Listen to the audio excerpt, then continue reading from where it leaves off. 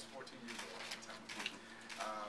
My father used to ask me to go buy the Dominican paper for him that came back then, once a week on Sundays. So as a 14-year-old, I would walk from 153rd Street down to 157th Street at a grocery store that was probably the only one in the neighborhood that got the paper on Sundays.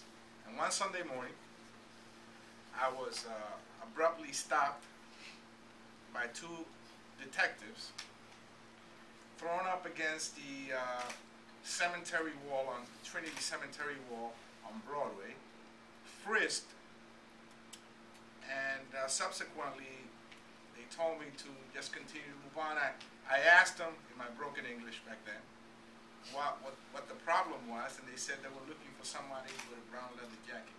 You know, I was so traumatized with that I thought that I had done something wrong. So I never told my parents that occurred until I was an adult, because I felt ashamed of it. I thought it was a very, that's the first time that I was in contact, and the only time that I've been in contact with the police. And I just think that we have the best police department in the world.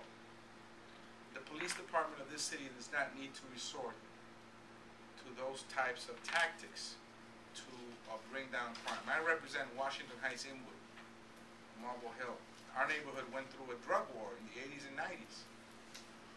Now we're seeing a dramatic drop in crime there. But you know, to resort to that, I think it's heavy-handed, and sometimes it can lead to friction with law enforcement that is unnecessary for us to continue to move forward as a city.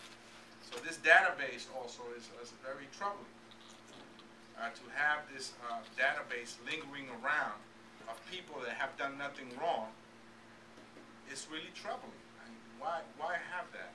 If someone has not committed a crime, someone is not a suspect of a crime, there is no probable cause why that information should be stored away somewhere.